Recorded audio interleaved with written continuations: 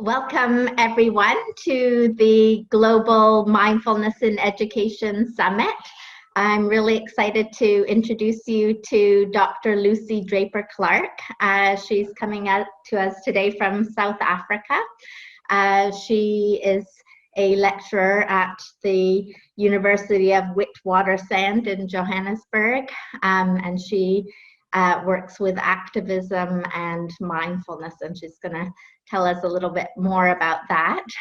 But she started off her career after graduating from Oxford in the UK. She moved to Botswana and did some work there, and now she has been in South Africa for the last 10 years. So welcome, Lucy, and thank you so much for joining us. Thank you. I'm so happy to be part of this. It's wonderful. Thanks. So let's just start with some general questions and then move more into your work. So can you just tell us maybe about you personally? When did you first kind of experience mindfulness, even though maybe you didn't know it was mindfulness at the time? Yeah, well, I was actually born in Sri Lanka, so Buddhism was very much part of my early life. Okay.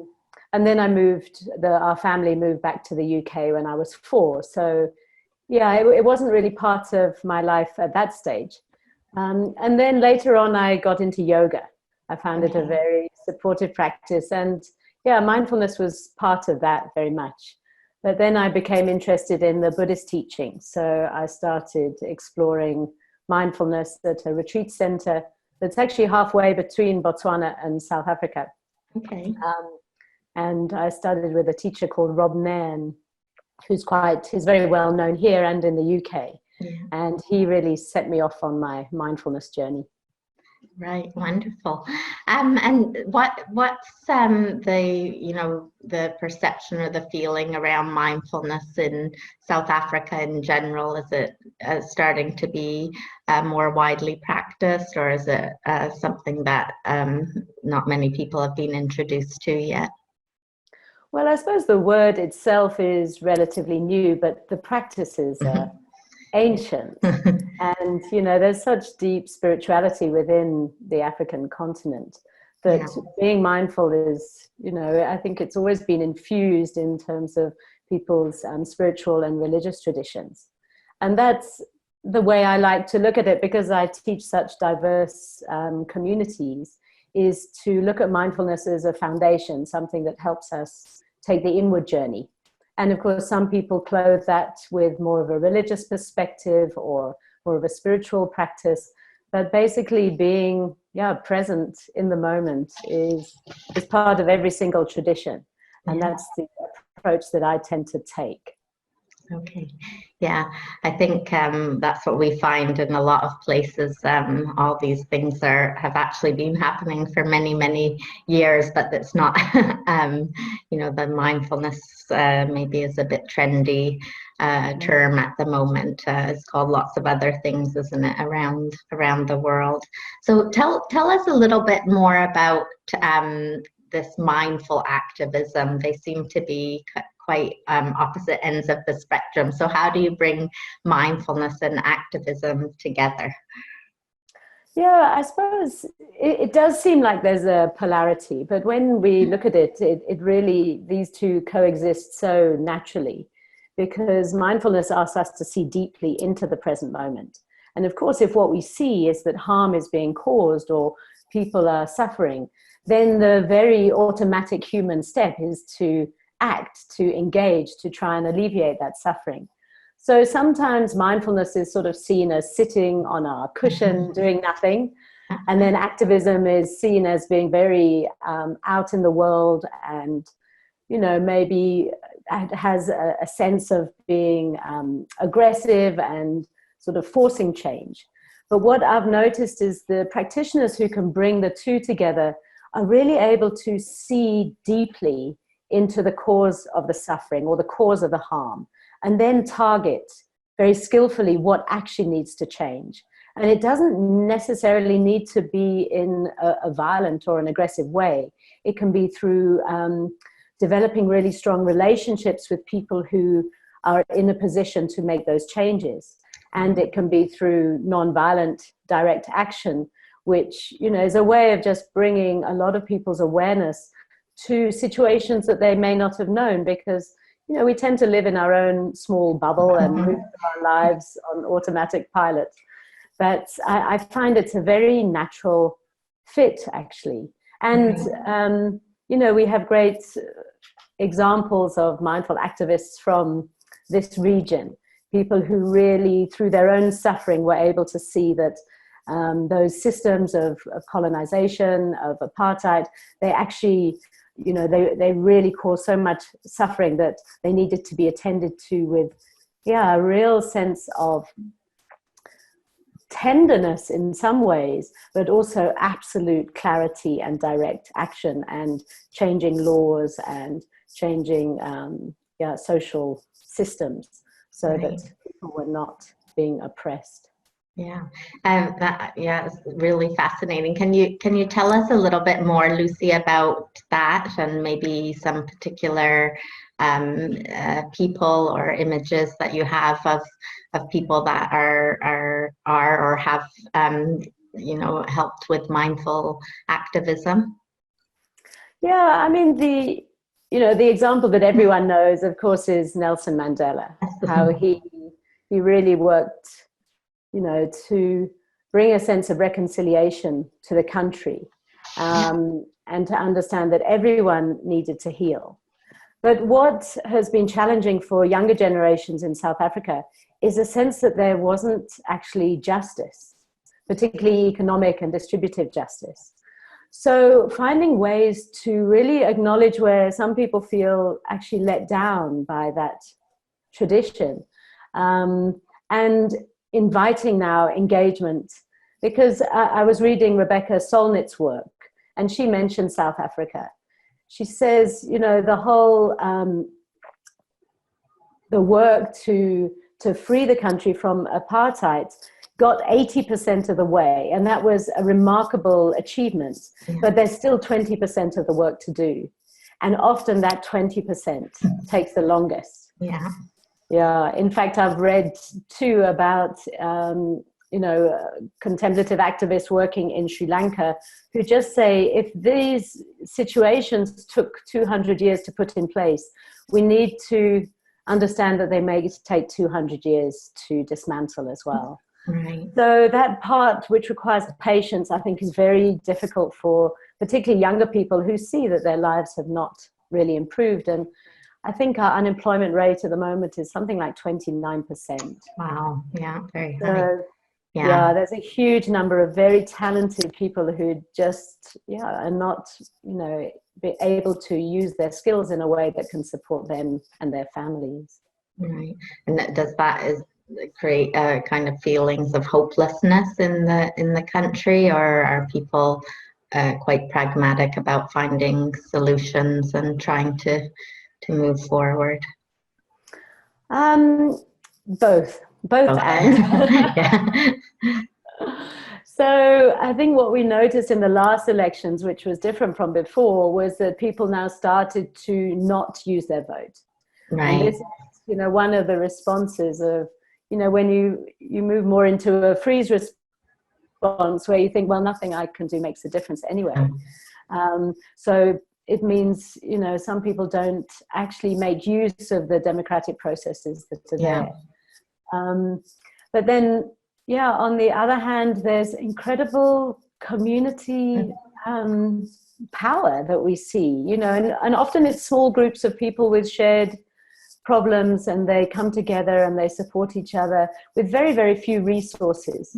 So it's definitely the both and, that there's a lot that's going on, and there's a real big-hearted wish to support people who are suffering.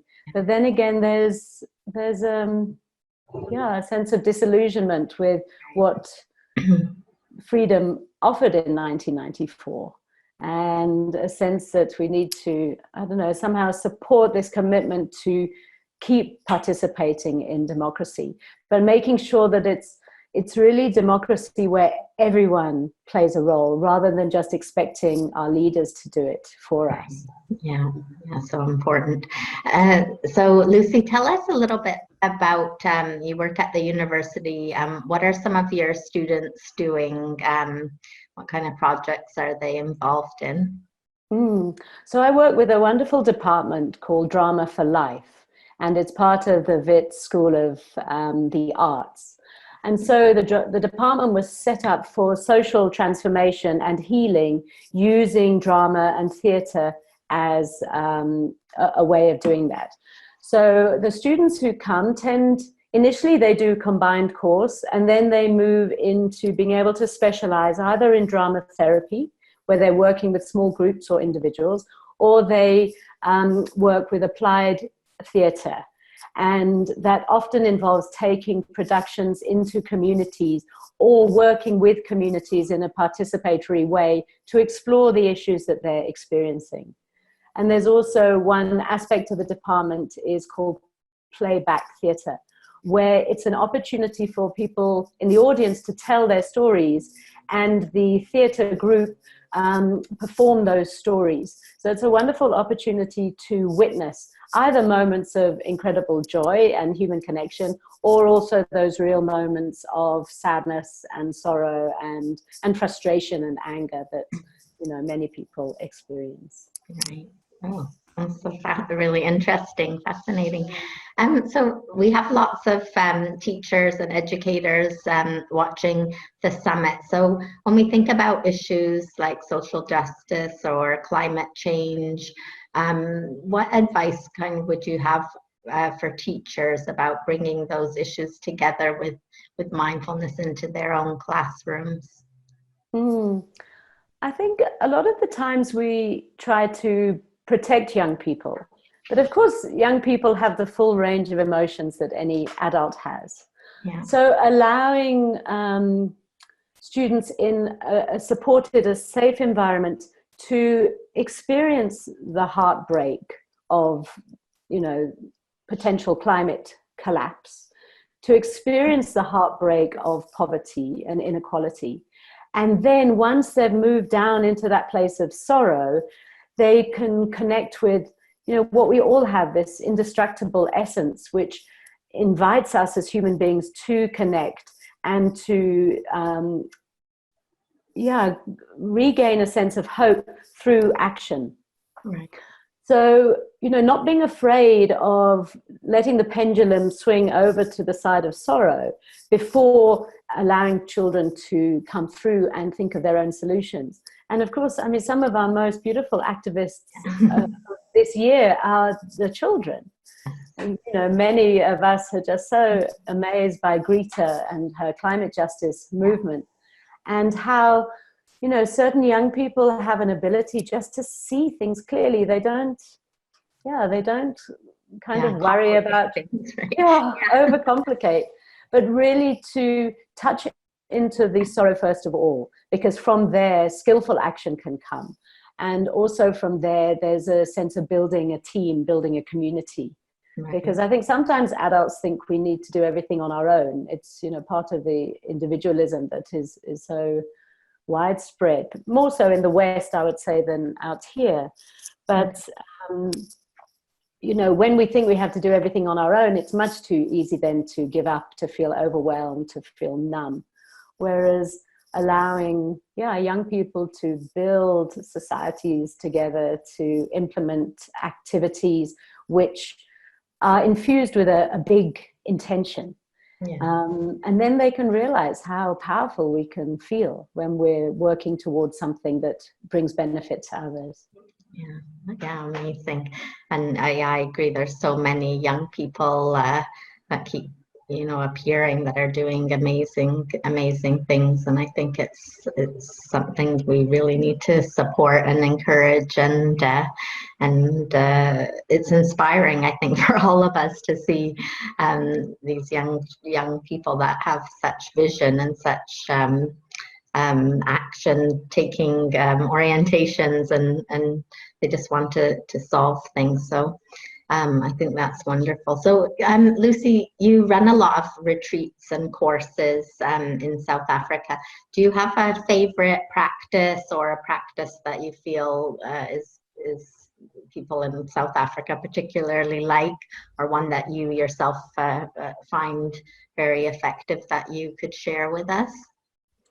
Yeah, I still often, really go back to the practices that put us in touch again with that sense of interconnectedness, that we're not on our own, that we are part of a community. And of course, through the work you're doing, we're part of a global community, not just a community that we, can see and touch, but we're part of this incredible sense of humanity. So I very often teach quite simple loving kindness practices, metta practice. So yeah, I very often teach loving kindness practices just so that we get a sense of our ability to support others. And, modern science has given us incredible proof of what meditation does. We can do brain scanning and all of that. We can measure gray matter and find that we, can develop a more skillful prefrontal cortex. But in terms of sort of connecting across distance, we still haven't found a scientific way to understand that. And yet we feel the power of it very much. Like if we're going through a time of difficulty and we know that others are holding us in their heart or sending us wishes, it's somehow, we tap into that sense of being cared for. And people often talk about that, right at their lowest moment, they were able to come through because they had a sense that someone or a group of people cared for them. Mm. So yeah, loving kindness practice is one that I still find very useful. And at the end of every yoga class I teach, the end of every meditation, I always just gather the benefit of a group of people practicing together.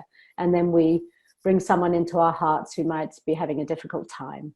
And we offer that group energy to them. And yeah, we don't know directly whether it helps them, but we know that it helps us. We know that we feel sustained, that we can actually carry on doing the work that we need to do rather than get overwhelmed by other people's sorrow and difficulties. Yeah, beautiful. I love that. And I believe that that's very effective and helps people as well. Just knowing that others are thinking of them, and as you say, like we're all scattered around the earth. And I think what I've found doing these kind of summits is a very hopeful and connected feeling, just hearing all the wonderful things that people like you are doing, and others all over the world to bring more peace and happiness and things to the world, which I think we need at the moment. So it's very uplifting. I think to hear all these things that are going on. So just before we finish today, Lucy, do you have any last thoughts you want to share with us, or any other information about what's happening in South Africa? Are there any events coming up, or any particular points about this topic that you wanted to mention? Yeah, I think, there are a wonderful range of retreats that are on offer in South Africa, and we have some beautiful retreat centers. The one that I'm connected with is called the Tara Rockpa Center. And it's a remarkable place that still on the main site in the meditation hall, there's no cell phone network. And so you can really be present. And people find it extraordinary. They come and they participate in the retreat, and they really touch into that human connection, which, when we're always being distracted by phones or computers, and there are other lovely retreat centers in the Magaliesburg, one called Lalela, which means the place of listening. And also in the KwaZulu-Natal, there's a very famous one called the Buddhist Retreat Center. And I think we don't yet have, retreats aren't maybe that much part of what people do, but I realized that actually to take time out, whether it's a weekend or 10 days, or, you know, there are also month-long retreats on offer, it can really tune us in so much to our inner world that we get a sense of what our own priorities are, where we want to contribute, and we can come back into the world with some energy and vitality and sense of purpose. Because sometimes I guess people think it's a bit, you know, going into retreat is like moving away from the world. But if we don't have those inner resources, then we burn out so soon. And that's, you know, one of the real Achilles heels of the activist movement, is that people really get so exhausted that they have a short lifespan. Right. Whereas, yeah, a lot of the social justice issues are so intransigent that we need to have the capacity to keep engaging through our full lifespan, but also knowing that it may be people who come after us that see the changes that happen. Well, thank you so much, Lucy, for sharing all that information with us. It was really interesting, and I think you're doing wonderful work, and it'll be interesting to hear more about what your students do in the future as well. But thank you once again for joining us, and we'll have all Lucy's information, her website, and information about her retreats and courses if you wanted to learn more about that, in her speaker bio. So thanks again for joining us. Thank you, Helen. It's been lovely to talk to you. Thanks.